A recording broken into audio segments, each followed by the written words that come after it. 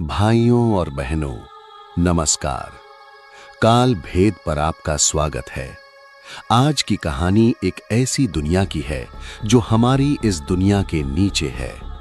एक ऐसी दुनिया जिसे इंसान की आंखें नहीं देख सकती, जहां साधारण इंसान नहीं पहुंच सकता और जिसके बारे में हमारे पुराणों में जो लिखा है वो पढ़कर आज भी मन में एक अजीब सिहरन होती है। वो दुनिया है नागलोक। पाताल लोक का वो भाग जहां नाग जाति रहती है, जहां ऐसे नाग हैं जिनके बारे में हमने कभी सुना नहीं, जहां ऐसे रहस्य हैं जो हजारों साल से छुपे हुए हैं। आपने नाग देवता की पूजा तो की होगी, नाग पंचमी मनाई होगी, सांपों को दूध पिलाया होगा, लेकिन भाइयों, क्या आप जानते हैं नागलोक कहां है? वहां कैसे जाया जाता है? नागलोक के राजा कौन हैं? वहां की संपदा कितनी है और क्यों हमारे पुराणों में नागलोक को स्वर्ग से भी ज्यादा सुंदर बताया गया है? आज इन सभी सवालों के जवाब मिलेंगे महाभारत, विष्णु पुराण और नारद पुराण के आधार पर। यह कहानी है नागलोक की, उस रहस्यमयी दुनिया की जो हमारे पैरों के नीचे है, लेकिन जिसे हम कभी देख नहीं सकते। देखते रहिए पूरी वीडियो काल भेद के साथ। भाइयों, हमारे शास्त्रों में सृष्टि का जो वर्णन है वो बेहद विस्तृत है, बेहद गहरा है। विष्णु पुराण बताता है इस सृष्टि में 7 ऊपरी लोग हैं और 7 निचले लोग हैं। 7 ऊपरी लोग, भूलोक जहां हम रहते हैं, भुवर लोक हमारे ऊपर का वायुमंडल, स्वर्ग लोक देवताओं का निवास, महर लोक महर्षियों का स्थान, जनलोक ब्रह्मा जी के पुत्रों का निवास, तपलोक तपस्वियों का स्थान और सत्यलोक ब्रह्मा जी का निवास। और 7 निचले लोक, ये हैं अतल, वितल, सुतल, तलातल, महातल, रसातल और सबसे नीचे पाताल। इन 7 निचले लोकों को मिलाकर कहते हैं पाताल लोक, और इस पाताल लोक में ही है नागलोक। भाइयों, यहां एक बेहद रोचक बात है। विष्णु पुराण में लिखा है पाताल लोक स्वर्ग से भी सुंदर है। हां, आपने सही सुना। जिस पाताल को हम अंधेरी भयानक जगह समझते हैं वो वास्तव में स्वर्ग से भी सुंदर है। विष्णु पुराण आगे बताता है पाताल में ऐसे ऐसे महल हैं जो स्वर्ग के महलों से भी भव्य हैं। वहां ऐसे रत्न हैं जो पृथ्वी पर कभी नहीं मिलते। वहां ऐसे फूल हैं जिनकी खुशबू से मन तृप्त हो जाता है, और वहां ऐसा संगीत है जो सुनकर आत्मा आनंदित हो जाती है। तो सवाल उठता है, फिर पाताल को भयानक क्यों कहते हैं?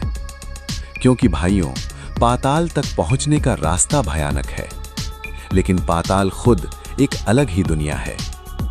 विष्णु पुराण में पाताल का विस्तृत वर्णन है। बताया गया है पाताल में सूर्य की रोशनी नहीं पहुंचती, लेकिन वहां अंधेरा भी नहीं है। तो वहां रोशनी कहां से आती है? वहां रहने वाले नागों के मणि, नागमणियां ऐसी दिव्य रोशनी देती हैं कि पूरा पाताल उससे जगमगाता है। एक नागमणि की रोशनी 1000 दीपकों से भी तेज होती है, और पाताल में लाखों नागमणियां हैं। सोचिए वो रोशनी कैसी होगी। पाताल में न गर्मी है न सर्दी, हमेशा एक सुखद तापमान, हमेशा एक मनोहर वातावरण। पाताल में जो पेड़ पौधे हैं वो पृथ्वी के पेड़ पौधों से बिल्कुल अलग हैं। उनके फल अमृत जैसे मीठे हैं, उनके फूल सालों तक नहीं मुरझाते। और पाताल में जो नदियां हैं वो साधारण पानी नहीं बहाती। कुछ नदियां अमृत बहाती हैं, कुछ नदियां दिव्य रस बहाती हैं, और कुछ नदियां ऐसे जल से भरी हैं जो पीने से हर रोग दूर हो जाता है। भाइयों, ये वर्णन पढ़कर मन में सवाल उठता है, क्या ऐसी जगह सच में होती है? हमारे शास्त्र कहते हैं हाँ, लेकिन इसे देखने के लिए साधारण आंखें नहीं चाहिए, दिव्य दृष्टि चाहिए। भाइयों, अब आते हैं नागलोक पर। नाग जाति का इतिहास उतना ही पुराना है जितनी ये सृष्टि। महाभारत के आदि पर्व में नाग जाति का विस्तृत वर्णन है। बताया गया है नाग जाति के पूर्वज थे कश्यप ऋषि और उनकी पत्नी कद्रू। कद्रू ने 1000 नागों को जन्म दिया और उन नागों से ही नाग जाति की शुरुआत हुई। उन 1000 नागों में से सबसे प्रमुख थे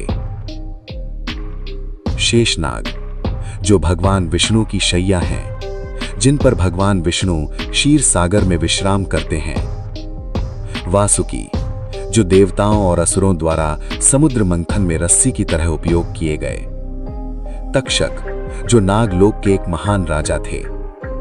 करकोटक, जो अपनी शक्ति के लिए जाने जाते थे। और पद्म, महापद्म, कुलीक, ये भी प्रमुख नाग थे। भाइयों, ये साधारण सांप नहीं थे। ये नाग मनुष्य रूप धारण कर सकते थे, देवताओं जैसी शक्तियां रखते थे और इनकी बुद्धि किसी भी मनुष्य से तेज थी। ये नाग 2 दुनियाओं में रह सकते थे, पाताल में भी और धरती पर भी। महाभारत में भोगवती का वर्णन पढ़कर मन चकित रह जाता है। भोगवती यानी भोग देने वाली नगरी। बताया गया है, भोगवती नगरी इंद्र की अमरावती नगरी से भी भव्य है। उसकी दीवारें सोने की हैं, उसके महल रत्नों से जड़े हैं और उसकी सड़कें पन्ने और हीरे से बनी हैं। भोगवती में जो बाजार हैं, वहां पृथ्वी पर मिलने वाली कोई भी चीज नहीं मिलती। वहां ऐसी चीजें मिलती हैं जो पृथ्वी पर कभी देखी नहीं गईं। भोगवती में एक विशाल सभा भवन है जहां नागराज का दरबार लगता है। उस दरबार में लाखों नाग उपस्थित रहते हैं और उस दरबार की भव्यता देवताओं के दरबार को भी पीछे छोड़ देती है। भोगवती में एक दिव्य उद्यान है, नागवन, जहां ऐसे फूल खिलते हैं जो पृथ्वी पर नहीं होते, जिनकी खुशबू से हर रोग दूर हो जाता है। और भोगवती के केंद्र में है नागराज का महल, जो शुद्ध स्फटिक से बना है, जिसकी दीवारें इतनी पारदर्शी हैं कि बाहर से भीतर सब दिखता है और जिसकी चमक नागमणियों से निकलती है। भाइयों, ये वर्णन पढ़कर लगता है हम किसी स्वप्न की दुनिया की बात कर रहे हैं, लेकिन हमारे शास्त्र कहते हैं ये स्वप्न नहीं, ये सत्य है। नागलोक के 2 सबसे महान राजा हैं, पहले शेषनाग और दूसरे वासुकी।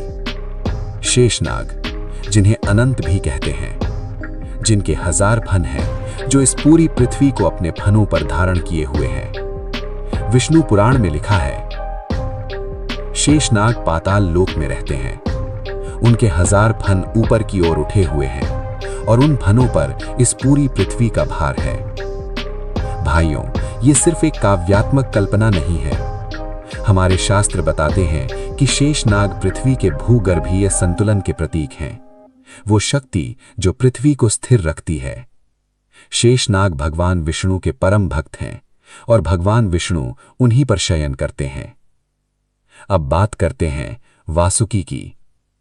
वासुकी, नागलोक के राजा, जिन्हें भगवान शिव ने अपने गले में धारण किया है।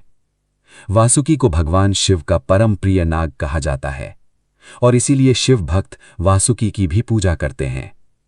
वासुकी ने समुद्र मंथन में रस्सी का काम किया था। उनके शरीर को मंदराचल पर्वत के चारों तरफ लपेटा गया था और देवताओं और असुरों ने खींचा था। वो पीड़ा असहनीय थी, लेकिन वासुकी ने उसे सहा, क्योंकि वो जानते थे इससे अमृत निकलेगा और उस अमृत से देवता बचेंगे। ये था वासुकी का त्याग, ये थी उनकी महानता। भाइयों, नागलोक का सबसे बड़ा रहस्य है नागमणि। आपने सुना होगा नागमणि के बारे में, कहानियों में, दादी नानी से, लेकिन आज हम जानेंगे पुराणों में नागमणि के बारे में क्या लिखा है। विष्णु पुराण और नारद पुराण दोनों में नागमणि का वर्णन है। बताया गया है नागमणि एक दिव्य रत्न है जो कुछ विशेष नागों के सिर पर होता है। ये मणि जन्म से नहीं होती, बल्कि जब कोई नाग हजारों साल तक तपस्या करता है, जब उसकी शक्ति और ज्ञान एक विशेष स्तर तक पहुंचती है, तब उसके सिर पर नागमणि प्रकट होती है। नागमणि के बारे में पुराणों में जो लिखा है वो अविश्वसनीय है। पहला गुण, नागमणि में इतनी रोशनी होती है कि घोर अंधेरे में भी उससे दिन जैसा उजाला हो जाता है। दूसरा गुण, नागमणि के पास जाने से हर तरह का जहर निष्प्रभावी हो जाता है। सांप के काटने का जहर, बिच्छू का जहर, हर तरह का विष। तीसरा गुण, नागमणि को जो व्यक्ति पाता है उसकी हर इच्छा पूरी हो सकती है। ये मणि चिंतामणि की तरह काम करती है। चौथा गुण, नागमणि के पास रहने से बीमारियां दूर होती हैं, उम्र बढ़ती है और मन शांत रहता है। भाइयों, अब आप समझ सकते हैं नागमणि को इतना मूल्यवान क्यों माना जाता है। और इसीलिए पूरे इतिहास में राजाओं ने, योद्धाओं ने, ऋषियों ने नागमणि की खोज की। लेकिन नागमणि आसानी से नहीं मिलती, क्योंकि नाग अपनी मणि की रक्षा अपने प्राणों से करते हैं। भाइयों, नागमणि के बारे में पुराणों में कई कथाएं हैं। एक कथा महाभारत में है। एक बार एक ऋषि जंगल से गुजर रहे थे। रात हो गई और वो एक पेड़ के नीचे रुक गए। तभी उन्होंने देखा एक विशाल नाग आया। उसने अपनी मणि निकाली और एक पेड़ की शाखा पर रख दी। उस मणि की रोशनी से पूरा जंगल जगमगा उठा और नाग उस रोशनी में अपना भोजन खोजने लगा। ऋषि ने देखा और उनके मन में लालच आया। जब नाग भोजन खोजने दूर गया तो ऋषि ने मणि उठाई और अपने वस्त्र में छुपा ली। नाग लौटा, मणि नहीं मिली। उसने इधर उधर देखा और तभी उसकी दृष्टि ऋषि पर पड़ी। ऋषि कांप गए, लेकिन नाग ने हमला नहीं किया। वो ऋषि के सामने आया और बोला, महाराज, आप एक ऋषि हैं, ज्ञानी हैं। आपने मेरी मणि ले ली, मुझे दुख नहीं है, लेकिन एक बात जान लीजिए, ये मणि उसे पूरा फल देती है जो इसे ईमानदारी से पाता है। जो इसे चोरी से लेता है उसके लिए ये मणि विष बन जाती है। ऋषि ने सुना और लज्जित होकर मणि वापस कर दी। नाग ने मणि ली और जाने से पहले कहा, आपने ईमानदारी दिखाई, इसलिए मैं आपको एक वरदान देता हूं। आज से आपका ज्ञान 3 गुना हो जाएगा। और नाग चला गया। इस कथा से हम क्या सीखते हैं? नागलोक और उसके निवासी कोई बुरी शक्ति नहीं है। वो भी धर्म को जानते हैं, न्याय को जानते हैं और ईमानदारी को पुरस्कृत करते हैं। भाइयों, काल भेद चैनल पर ऐसी सच्ची कथाओं को ढूंढने और उन पर वीडियो बनाने में बहुत ज्यादा मेहनत लगती है। अगर आपको ये कहानी पसंद आ रही है और आप आगे भी ऐसे ही पौराणिक रहस्य देखना चाहते हैं तो प्लीज अभी काल भेद को सब्सक्राइब कर लीजिए। बेल आइकॉन जरूर दबाइए ताकि अगली वीडियो की नोटिफिकेशन आप तक सबसे पहले पहुंचे। भाइयों, नागलोक के इतिहास में एक नाम ऐसा है जो सबसे ज्यादा चर्चित है। वो नाम है तक्षक। तक्षक नागलोक का एक महान राजा जिनकी कहानी महाभारत में विस्तार से लिखी है। तक्षक के बारे में कहा जाता था, उनके काटने से कोई नहीं बचता। उनका विष इतना तीव्र है कि पत्थर भी पल भर में राख हो जाता है। लेकिन तक्षक बिना कारण किसी को नहीं काटते थे। तक्षक का सबसे प्रसिद्ध प्रसंग है परीक्षित की मृत्यु। परीक्षित अर्जुन के पोते, हस्तिनापुर के राजा, एक महान और धर्मपरायण राजा। एक दिन परीक्षित शिकार पर निकले। जंगल में एक मृग को खोजते खोजते वो एक ऋषि के आश्रम में पहुंच गए। ऋषि शमीक गहरी समाधि में थे। परीक्षित ने उनसे उस मृग के बारे में पूछा, लेकिन ऋषि ने कोई जवाब नहीं दिया क्योंकि वो समाधि में थे। परीक्षित को लगा ये ऋषि जानबूझकर जवाब नहीं दे रहे। क्रोध में आकर परीक्षित ने एक मृत सांप उठाया और ऋषि के गले में डाल दिया। ये एक बड़ी भूल थी। जब ऋषि के पुत्र को पता चला तो उन्होंने क्रोध में शाप दिया, 7 दिन में तक्षक नाग परीक्षित को काट लेगा। परीक्षित को जब ये पता चला तो वो एक ऊंचे महल में चले गए। चारों तरफ पहरेदार बिठाए, हर तरफ से सुरक्षा की। लेकिन भाइयों, तक्षक के लिए ये सब बाधाएं नहीं थीं। तक्षक ने एक ब्राह्मण का वेश धारण किया, फल लेकर परीक्षित के महल में गया और उन फलों में से एक कीड़ा निकला। जैसे ही परीक्षित ने उस कीड़े को उठाया, वो कीड़ा तक्षक बन गया और उसने काट लिया। परीक्षित का अंत हो गया। भाइयों, इस कहानी से एक बड़ी सीख है। तक्षक ने जो किया वो शाप का पालन था, वो धर्म का पालन था। लेकिन परीक्षित ने जो किया वो अधर्म था, एक समाधिस्थ ऋषि का अपमान। कर्मों का फल किसी न किसी रूप में आता ही है। तक्षक ने परीक्षित को काटा और परीक्षित के पुत्र जन्मेजय को जब ये पता चला तो उनके मन में प्रतिशोध की आग जल उठी। जन्मेजय ने एक भयंकर यज्ञ का आयोजन किया, सर्प सत्र यज्ञ। एक ऐसा यज्ञ जिसमें मंत्रों की शक्ति से दुनिया के सभी नागों को आकर्षित किया जाता है और वो यज्ञ कुंड में गिरकर समाप्त हो जाते हैं। यज्ञ शुरू हुआ और भाइयों, उस यज्ञ की शक्ति इतनी भयंकर थी कि नागलोक से नाग खींचे चले आने लगे, एक के बाद एक, हजारों, लाखों। नागलोक में हाहाकार मच गया। वासुकी, नागराज खुद कांप रहे थे। उनके परिवार के नाग भी खींचे चले जा रहे थे। तक्षक यज्ञ की शक्ति से बचने के लिए इंद्र के पास गया। इंद्र ने उसे शरण दी, लेकिन इंद्र भी यज्ञ की शक्ति के सामने कमजोर पड़ गए और तक्षक भी खींचने लगा। तभी आस्तिक मुनि आए। आस्तिक जो वासुकी की बहन के पुत्र थे, जो जन्म से ही नागों और मनुष्यों दोनों के बीच एक पुल थे। आस्तिक ने जन्मेजय के यज्ञ में प्रवेश किया, उनकी स्तुति की और जन्मेजय को इतना प्रसन्न किया कि जन्मेजय ने उनसे वरदान मांगने को कहा। आस्तिक ने कहा, राजन, यज्ञ बंद करें, नाग जाति का नाश रोकें। जन्मेजय ने वचन दिया था और वो वचन से नहीं हट सकते थे। यज्ञ बंद हुआ, नाग जाति बची और नागलोक एक बार फिर सुरक्षित हो गया। इस कहानी से एक बात साफ है, नागलोक और मनुष्यलोक एक दूसरे से जुड़े हुए हैं। यहाँ के कर्म वहाँ असर करते हैं और वहाँ के प्राणी यहाँ आते हैं। भाइयों, पुराणों में ऐसी अनेक कथाएं हैं जहाँ नागों ने मनुष्य रूप धारण किया और मनुष्यों के बीच रहे। ये कोई काल्पनिक बात नहीं है। महाभारत में उल्लेख है, उलूपी, एक नाग कन्या जो अर्जुन की पत्नी बनी। उलूपी नागलोक की राजकुमारी थी। वो अर्जुन से प्रेम करती थी और उन्होंने मनुष्य रूप धारण करके अर्जुन से विवाह किया। उनका पुत्र हुआ इरावान, जो महाभारत के युद्ध में लड़े। ये कहानी बताती है, नाग और मनुष्य अलग अलग नहीं हैं, वो एक ही सृष्टि के दो हिस्से हैं। एक और कहानी है नाग राजकुमारी और राजा ऋतुपर्ण की। राजा ऋतुपर्ण एक बार नागलोक पहुंचे और वहां उन्होंने जो देखा वो उन्होंने कभी कल्पना में भी नहीं सोचा था। वहां के महल, वहां की दौलत, वहां का वैभव सब स्वर्ग से भी बढ़कर था।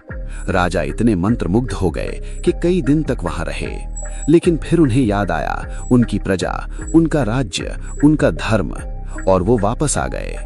नागलोक के राजा ने उन्हें जाते समय कहा, राजन, तुमने धर्म को याद रखा और इसीलिए तुम्हें मेरा आशीर्वाद है। जब भी तुम्हें जरूरत हो, नागलोक तुम्हारा मित्र है। भाइयों, अब बात करते हैं नाग पंचमी की। हर साल सावन मास के शुक्ल पक्ष की पंचमी को नाग पंचमी मनाई जाती है। इस दिन देश भर में नाग देवता की पूजा होती है। उन्हें दूध चढ़ाया जाता है, मिठाई चढ़ाई जाती है। लेकिन क्यों? क्या यह सिर्फ एक परंपरा है या इसके पीछे कोई गहरा कारण है? शिव पुराण में नाग पंचमी का वर्णन है। बताया गया है, सावन मास में नाग जाति अपने बिलों से बाहर आती है। बारिश का पानी बिलों में भर जाता है, इसलिए नाग बाहर निकलते हैं। इस समय अगर मनुष्य नागों के साथ शत्रुता रखें तो खतरा बढ़ता है, लेकिन अगर इस दिन नागों की पूजा करें, उन्हें भोजन दें, तो नाग जाति उस परिवार की रक्षा करती है। उनके घर में नाग नहीं आते, उनके खेतों को नाग नुकसान नहीं पहुंचाते। लेकिन इससे भी गहरा कारण है। नाग पंचमी के दिन नागों की पूजा से नागलोक से आशीर्वाद मिलता है, परिवार में धन संपदा बढ़ती है और पितृदोष कम होता है, क्योंकि नाग पितरों और पाताल लोक के बीच एक सेतु का काम करते हैं। इसीलिए हमारे पूर्वजों ने नाग पंचमी को इतना महत्व दिया। भाइयों, आज के वैज्ञानिक युग में एक सवाल उठता है, क्या नागलोक आज भी है? हमारे शास्त्र कहते हैं, हाँ, आज भी है, लेकिन उसे देखने की दृष्टि साधारण इंसान के पास नहीं है। पुराणों में वर्णित है, नागलोक में जाने के द्वार पृथ्वी पर कुछ विशेष स्थानों पर हैं। इन स्थानों को नाग द्वार कहते हैं। कहते हैं ऐसे स्थान वहां होते हैं जहां पृथ्वी और पाताल लोक के बीच की दूरी सबसे कम होती है। कुछ प्राचीन मंदिरों के नीचे जहां नाग देवता की स्थापना है, वहां ऐसे द्वार माने जाते हैं। कुछ प्राचीन वन क्षेत्रों में जहां आज भी कोई नहीं जाता, वहां नाग द्वार की बात की जाती है। भाइयों, ये बातें सिद्ध करना कठिन है। विज्ञान के पास इनका उत्तर नहीं है, लेकिन हमारे पुराणों में जो वर्णन है वो इतना विस्तृत है, इतना सटीक है कि उसे महज कल्पना कहना उचित नहीं लगता। भाइयों, अब जानते हैं नागलोक का सबसे बड़ा दिव्य रहस्य। विष्णु पुराण बताता है, शेषनाग के हजारों फनों पर इस पूरी पृथ्वी का भार है, और जब शेषनाग थके हुए होते हैं थके हुए होते हैं या जब वो करवट बदलते हैं तब पृथ्वी हिलती है, यानी भूकंप। भाइयों, आज का विज्ञान कहता है भूकंप टेक्टोनिक प्लेटों के हिलने से आते हैं, लेकिन हमारे शास्त्र हजारों साल पहले कह चुके थे पृथ्वी के नीचे कुछ है जो हिलता है और पृथ्वी को हिलाता है। क्या ये टेक्टोनिक प्लेटें और शेषनाग एक ही बात को दो अलग भाषाओं में कह रहे हैं? ये सवाल आज भी अनुत्तरित है, लेकिन इस सवाल में एक गहरी सच्चाई छुपी है।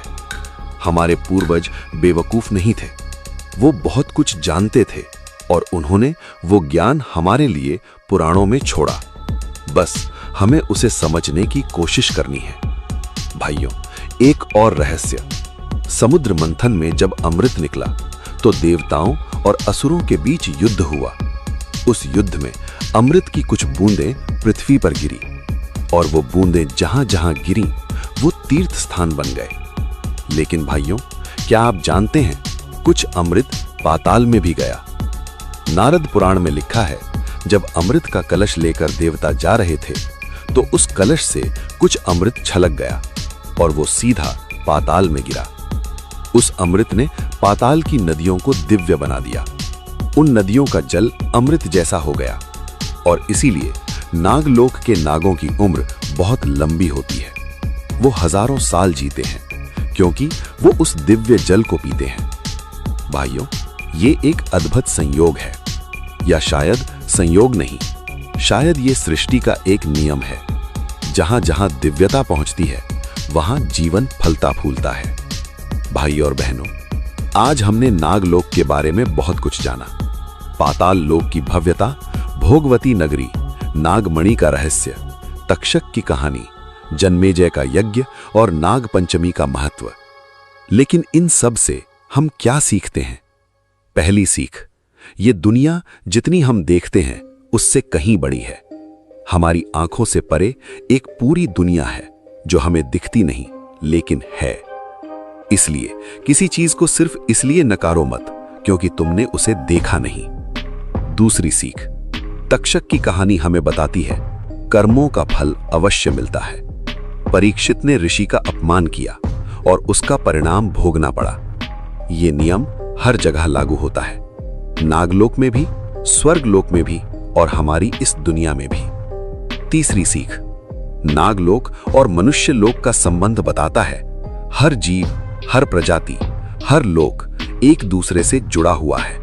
हम अकेले नहीं हैं, ये सृष्टि एक परिवार है। चौथी सीख, नाग पंचमी पर नागों की पूजा हमें सिखाती है प्रकृति का सम्मान करो। जो जीव तुम्हें डराते हैं उन्हें भी भगवान का रूप समझो, क्योंकि इस सृष्टि में हर प्राणी का एक उद्देश्य है। और पांचवी सीख, शेषनाग और पृथ्वी की कहानी हमें बताती है इस ब्रह्मांड में एक दिव्य व्यवस्था है। सब कुछ किसी के आधार पर टिका है, वो आधार परमात्मा है। जिस तरह शेषनाग पृथ्वी को थामे हैं, उसी तरह परमात्मा इस पूरी सृष्टि को थामे है। इसलिए कभी घबराओ मत, कभी ये मत सोचो कि सब बिखर जाएगा, क्योंकि जो थामने वाला है वो अनंत है, वो शेषनाग है, वो परमात्मा है।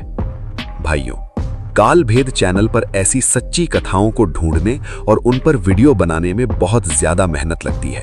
अगर आपको ये कहानी पसंद आ रही है और आप आगे भी ऐसे ही पौराणिक रहस्य देखना चाहते हैं तो प्लीज अभी काल भेद को सब्सक्राइब कर लीजिए। बेल आइकन जरूर दबाइए ताकि अगली वीडियो की नोटिफिकेशन आप तक सबसे पहले पहुंचे।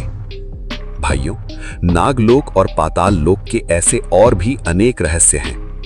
अगले वीडियो में हम जानेंगे यमलोक, वो दरबार जहां हर आत्मा को जाना है, यमराज का न्याय कैसे होता है और चित्रगुप्त का वो खाता जिसमें हर इंसान का हर काम लिखा है। अगर आप ये देखना चाहते हैं तो काल भेद को अभी सब्सक्राइब करें, बेल आइकन जरूर दबाएं और ये वीडियो अपने दोस्तों और परिवार को जरूर शेयर करें। मिलते हैं अगले वीडियो में एक और रहस्य के साथ। जय श्री राम, जय नागदेव।